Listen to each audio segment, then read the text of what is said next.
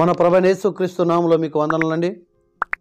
ఈ నూతన సంవత్సరం నూతన యొక్క మొదటి ఆదివారం నాడు ఈ వాక్యాన్ని నీకు అందిస్తున్నాను. ప్రియమైన మిత్రులారా, ఈ వాక్యాన్ని శ్రద్ధగా మీరు వినండి. ఈరోజు ఒక నూతనమైన వ్యక్తులుగా మనం మార్చబడాలి, నూతనంగా మనం ఉండాలి.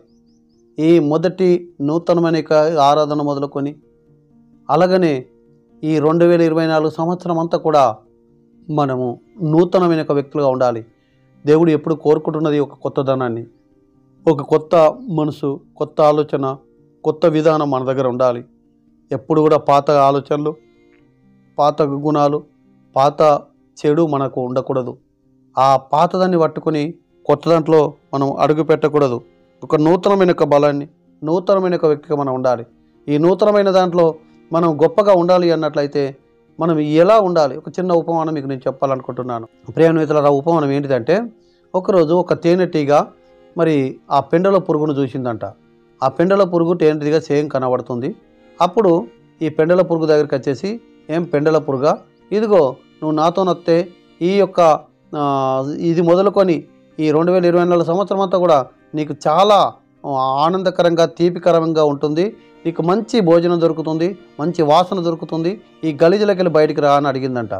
అడిగితే అప్పుడు ఈ పెండల పురుగు అన్నదట, నేను వస్తా, నాకు అంత మంచి గుట్టే, నేను వస్తా అని చెప్పేసి ఆ తేనెటీగ ఎంబడి వెళ్ళిపోయిందట ఈ పెండల పురుగు. అప్పుడు ఈ తేనెటీగ ఎంబడి వెళ్ళిపోయిన తర్వాత ఆ తేనెటీగ ఒక మంచి పూల చెట్టు మీదకి తీసుకెళ్ళేసి, ఇదిగో పీల్చుకో వాసన అంటుందట. ఆ పెండల పురుగు వాసన పీల్చుకుంటుంది. కానీ ఏం జరుగుతుందంటే పెండ వాసన వస్తుంది. అప్పుడు అన్నది ఈ పెండల పురుగు, ఏమి నాకు పెండ వాసన వస్తుంది కదా అన్నది. అట్లా ఇంకో చెట్టు వెనికి, ఇంకొక చెట్టు వెనికి అట్లా తీసుకుంటూ వెళ్ళిపోయాది. ఏ చెట్టు వెనికి వెళ్ళి వాసన పీల్చుకున్నా, ఏ మంచి మంచి పువ్వుల వాసన పీల్చుకున్నా మరి పువ్వు వాసన కాదు కానీ పెండ వాసన వస్తుంది. అప్పుడు ఈ యొక్క తేనెటీగకు అనుమానం వచ్చేసి, ఏమి పెండల పురుగా, మరి ఇంకా నీ ఎంబడేమన్నా పెండ తెచ్చుకున్నావా అని చెప్పేసి అప్పుడు దాని రెక్కను లేపమని అడిగినది. ఆ రెక్క లేపగానే ఇంత పెండ దాని రెక్కల కిందకి కింద పడిపోయాది. అప్పుడు అన్నదంట ఈ యొక్క తేనెటీగ, ఇదిగో నువ్వు నువ్వు రమ్మనగానే అన్నిటిసి పెట్టుకొని వచ్చావు, కానీ నీ ఎంబడి నీ పెండను పట్టుకొని వచ్చావు. అందుకొరికి నీ పెండ వాసన ఇంకా నీ దగ్గరికి వెళ్ళి పోవడం లేదు. ప్రియమైన మిత్రులారా, మన జీవితంలో కూడా అలాగనే ఉంటున్నాం. ఈ 2024 సంవత్సరం అంతా కూడా ఒక ఆశీర్వాదకరమైన సంవత్సరంగా మనకు ఉండాలన్నట్లయితే మనం ఏదో మోసుకొని వచ్చినట్లు వ్యక్తిగా ఉండద్దు. పాతది మోసుకొని కొత్త దాంట్లోకి వస్తే కొత్తది ఏ రీతిగా ఉంటుందండి? దేవుడు కోరుకుంటుంది కొత్తదనం, కొత్త ఆలోచన, కొత్త యొక్క మనసు, కొత్త భక్తి. మనం ఏ భక్తి అయితే చేస్తున్నామో మన పాత దాంట్లో మనం జయం పొందలేదు కాబట్టి కొత్త దాంట్లో మనం అడుగుపెడుతున్నాం. ఈ కొత్త దాంట్లో ఒక బలమైన యొక్క సాధనములుగా మనం పనిచేయాలి. ప్రియమైన మిత్రులారా, అయితే దేవుడు కోరుకుంటున్నది ఏంటిదంటే, ఈ 2024 సంవత్సరం మొదలుకొని 25 సంవత్సరం వరకు ఒక కొత్త విధానాన్ని మనం పొందుకోవాలి, ఒక కొత్త వ్యక్తిగా మనం మారాలి. అయితే మనం హబక్కు 3:2 చూస్తే ఇక్కడ రాయబడి ఉంటుంది, నూతన పరచుము, అనుదినము నన్ను ఏం చేయాలా, నీ వాత్సల్యత నాలో నూతన పరచు. ఒక నూతనంగా మనం కావాలా, నూతనమైన ఒక వ్యక్తిగా మనం ఉండాలా, నూతనమైన స్వభావం మనకు ఉండాలా. అందుకొరకే ఇక్కడ ఈ నూతనమైనవి అనే యొక్క మాటతో నేను మీ ముందుకు వెళ్తుంటున్నాను. అయితే ఇక్కడ కనబడుతుంది, ఇక్కడ ఒక నూతనమైన ఒక వ్యక్తిగా మనం మార్చబడాలంటే మరి నూతనంగా ఏ విధంగా మనం మార్చబడాలో కొన్ని విషయాలు మీ ముందు నేను ఉంచాలనుకుంటున్నాను. యెషయా గ్రంథం 40వ అధ్యాయం 31వ వచనం చూస్తే మనకు కావాల్సింది మొదటిగా నూతన బలం కావాలి. అవునండి, పాత బలంతో మనం జయించలేకపోయాం, పాత బలంతో సాతాన్ని జయించలేకపోయాం, లోకాన్ని జయించలేకపోతున్నాం. మన బలం మనకు సరిపోతలేదు. మనకు నూతన బలం కావాలి, నూతన శక్తి మనకు కావాలి, సాతాను లోకాన్ని జయించే శక్తి మనకు కావాలి. అంటే నూతన బలం మనకు కావాలి. ఈ బలంతో ఏం చేయలేకపోయాం కాబట్టి ఈ 2024లో కొత్త బలం మనకు కావాలి. కొత్త బలంతో సాతాన్ని జయించాలి, లోకాన్ని జయించాలి. అందుకొరకే కొత్త బలం కావాలి మనకు. ఆయన అంటున్నాడు నూతన బలం. ఏ బలం? మన బలం మనకు సరిపోద్దా? మన బలంతో మనం అన్ని చేయగలుగుతామా? ప్రియమైన మిత్రులారా, మన బలం కాదు కానీ మనకు దేవుని బలం అవసరమై ఉంటుంది. ఈ 2024 సంవత్సరం దేవుని బలం మనకు అవసరమై ఉంటుందన్న సంగతి ఇక్కడ మనం గమనించాలి. అలాగనే రెండో విషయానికి వచ్చినట్టయితే ఇక్కడ కనబడుతుంది నూతన వాత్సల్యం మనకు కావాలి. విలాప వాక్యంలో 3:3లో మనం చూస్తున్నాం. ఏం కనబడుతుంది ఇక్కడ? మరి నూతన వాత్సల్యత మనకు కావాలి. నూతన వాత్సల్యత, దేవుని యొక్క వాత్సల్యత పాత వాత్సల్యత కన్నా దేవుని యొక్క నూతనమైన వాత్సల్యత మనం పొందుకోవాలి. నూతనమైన వాత్సల్యతతో మనం ఉండాలి. నూతనమైన వాత్సల్యత మనకు లేకుంటే ఏ కొలత కొలితే అదే కొలత కొలవడతామని చెప్పింది కదా దేవుడు. అందుకొరకే నూతన వాత్సల్యత మనకు లేకుంటే నూతన చూపడు. అందుకొరకే నూతనమైన వాత్సల్యత మనకు కావాలి. మనం మూడోదిగా మనం చూసినట్లయితే ఇక్కడ కనబడుతుంది యెహెజ్కేలు 11:19 మనం చూస్తున్నాం. నూతన ఆత్మ మనకు కావాలి. ఈ పాత ఆత్మ కాదు, పాత ఆలోచన, పాత కొట్టుకునే ఈ ఆత్మ కాదు. ఆత్మ, ఏ ఆత్మ? పరిశుద్ధాత్మ. ఆ పవిత్రమైన ఆత్మ మనకు కావాలి. ఈ అపవిత్రమైన ఆత్మలతో, అపవిత్రమైన మనసుతో, అపవిత్రమైన దాంతో మనం నిండి ఉన్నాం. అందుకొరకు చెప్తున్నాను, నూతనమైన ఆత్మను కావాలి. మనం నూతనంగానే మార్చబడాలి. మన శరీరం గురించి బలం కావాలని చెప్పడం లేదు. శరీరాన్ని నూతన బలం కావాలంటే ఎక్సర్సైజ్ చేయవచ్చు. నూతన బలం కావాలి అన్నట్లయితే ఏదైనా కావాలంటే మన శరీరం గురించి నేను నూతనం చెప్పడం లేదు, కొత్త బట్టల గురించి చెప్పడం లేదు. ఇక్కడ మనం చూస్తున్న నూతన ఆత్మ మనం పొందుకోవాలని రాయబడుతుంది. అలాగనే నాలుగోదిగా మనం చూసినట్లయితే యెహెజ్కేలు 18:31 మనం చూస్తున్నాం. నూతనమైన బుద్ధి కావాలా, మంచి బుద్ధి కావాలా. నూతనమైన బుద్ధి, ఆ పాత బుద్ధి అనేది బాగలేదు. అందుకొరకే ఈ నూతనమైన బుద్ధి మనకు అవసరమై ఉంటుందని దేవుడు చెబుతున్నాడు. నూతనమైన బుద్ధి మనకు ఉన్నట్లయితే ఈ 2024 సంవత్సరం జయం నీదే.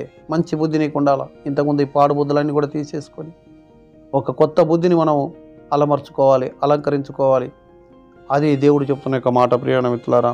అలాగనే మనకు ఐదవదిగా మనం చూసినట్టయితే నూతనమైన సృష్టిగా మనం మార్చబడాలని 2 కొరింథీ 5:17. నూతనమైన సృష్టిగా మనం మార్చబడాలి. సృష్టి అంటే ఏంటిది? సృష్టి అంటే మానవుడేనండి. ఏంటిది మానవుడు అంటే? శరీరమా? కాదండి, ఆత్మ. మనం శరీర సంబంధం కాకుండా ఆత్మ సంబంధంగా మనం బ్రతకాలి. నూతనమైన ఒక వ్యక్తులుగా మనం ఉండాలి. మనం ఈ శరీర సంబంధమైన కాదు, ఆత్మ సంబంధమైన ఒక వ్యక్తులుగా మనం బ్రతకాలి. నూతనమైన ఆత్మ మనలో ఉండాలి. నూతనమైన సృష్టిగా మనం ఉండాలి. కొత్త సృష్టి. పాతవి గతించారు, కొత్తవి ఆయన అంటాం. పాతది గతించింది ఏంటిది? పాత సృష్టి గతించిపోయేది. ఈ భూమి, ఈ సమస్తం గతించిపోతుంది ఒకరోజు. ఇది ఉండదు ఇక. కానీ ఒక దేవుడు ఒకరోజు కొత్త సృష్టిని ఉంచబోతున్నాడు. కొత్త సృష్టి అంటే ఏ సృష్టి? ఈ భూ సంబంధమైనదా? కాదండి. లేకుంటే లోక సంబంధమైన ధన సంపదలా? కాదండి. శరీర సంబంధమైనదా? కాదండి. కొత్త సృష్టి అంటే నూతనమైన వ్యక్తిగా మనం ఉండబోతున్నాం దేవుని రాజ్యంలో. ఆయన రాజ్యంలో మనం ఖచ్చితంగా ఆ నూతన సృష్టిగా మారడమే ఆ దేవుడు కోరుకుంటున్నాడు. ఆ నూతన సృష్టిగా మనం మారినట్లయితే ఆ సృష్టే పరలోక రాజ్యం. ఈ ప్రజలంతా కలిస్తేనే దేవుని రాజ్యం. మత్తయి సువార్తలో యేసుప్రభు చెప్పిన ప్రార్థన ఏంటి? దేవా, నీ రాజ్యం భూమికి వచ్చునుగా కానీ ప్రార్థన చేయమన్నాడు కదా. ఆ దేవుని రాజ్యం అసలంటే ఏంటిది? ఆ దేవుని రాజ్యము లేకుంటే సృష్టి అంటే మనము మనుషులమంతా కూడా నూతనమైన మనుషులంగా, నూతనమైన హృదయం మనకు ఉన్నట్లయితే మనం అందరం కలిసి ఒక సృష్టిగా అవుతాం. మనమే కొత్త సృష్టి. కొత్త ఆకాశం, కొత్త భూమి మనమే. కొత్త భూమి, కొత్త ఆకాశం మనమే. భూమి అంటే ఏంటండి? ఇప్పుడు మనం చూస్తున్నాం, ఒక విత్తుడకు బయలుదేరను, భూమిలో విత్తనం వేశాడు అన్నాడు. ఆ విత్తనం ఏమన్నాడు ఇక్కడ? వాక్యం అన్నాడు. అంటే ఇప్పుడు మనం ఎక్కడ వాక్యం వేస్తున్నాం? మనలో వాక్యం వేసుకుంటున్నాం. అంటే భూమి అంటే ఎవరు? మనిషి. ఆ కొత్త భూమి మనమే, కొత్త సృష్టి అంతా మనమే. అనగా మనలో కొత్త నూతనమైన యొక్క ఆ వాక్యం మనకు కావాలి. కొత్తగా మారాలన్నట్టయితే నూతనమైన వాక్యం మనలోకి రావాలి. నూతనమైన వాక్యాన్ని మనం పొందుకోవాలా. అప్పుడు కొత్త సృష్టిగా మనం మారుతాం, కొత్త భూమిగా మనం మారుతాం.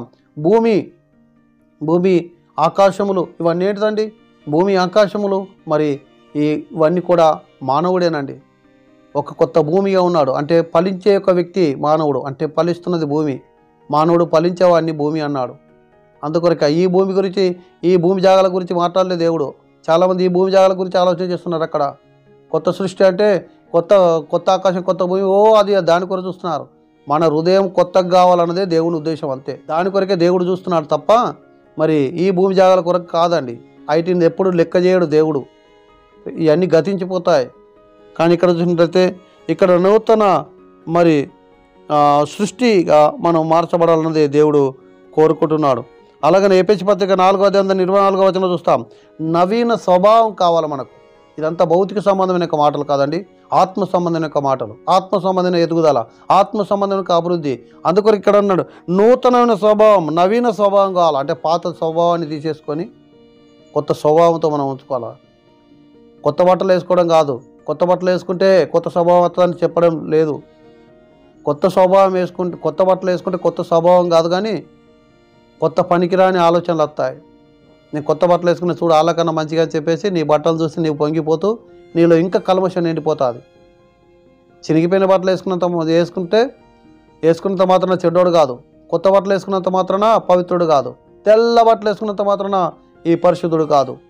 నేను ఏం చెప్తున్నానంటే ఇక్కడ కొత్త హృదయం, కొత్త ఆలోచన మనకు కావాలి. బట్టల గురించి కాదు దేవుడు అడిగేది, నీ బతుకు గురించి దేవుడు అడుగుతుంటున్నాడు, నీ భక్తి గురించి దేవుడు అడుగుతుంటున్నాడు.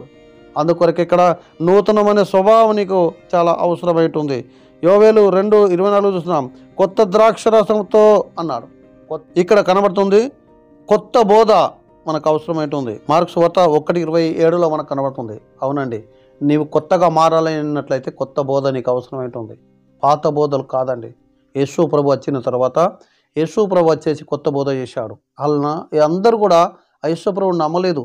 ఆయన వచ్చిన తర్వాత ఈయనేంది అన్ని కొత్త బోధలు చేస్తున్నాడు అనుకున్నారు. ఎందుకు కొత్త బోధలు చేశాడు ఆయన కొత్త బోధలు చేయవలసిన అవసరం ఏమొచ్చింది అన్నట్లయితే, ప్రియమైన మిత్రులారా, దేవుడు ఈ భూమి మీద దేవుడి రాజ్యాన్ని స్థాపన చేయాలనుకున్నాడు.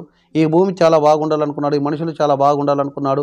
అయితే ఈ పరలోక రాజ్యం ఈ భూమి మీద ఏర్పరచబడి ఆనందంగా ప్రజలందరూ ఉండాలనుకున్నాడు. కానీ సాతాను మరి వాని మాట వినిపించుకొని ఆయన మాట విన్నందున అపవిత్రమైపోయాడు మొదటి మానవుడు. అప్పటి నుండి మానవుల్లో పాపము, చెడు ఎంత చెత్తంతా నిండుకపోయింది.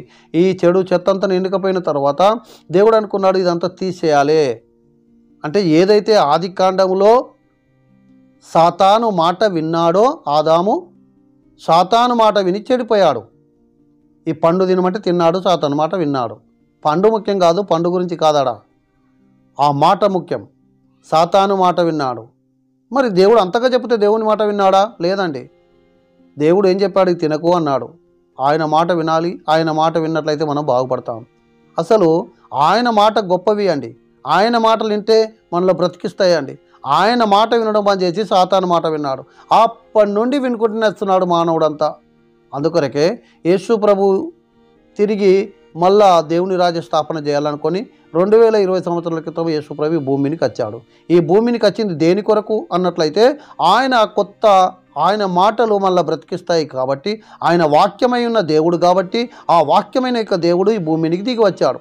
ఈ భూమినికి ఆ వాక్యమైన దేవుడు దిగి వచ్చి ఇక్కడ ఆ వాక్యాన్ని బోధించాడు.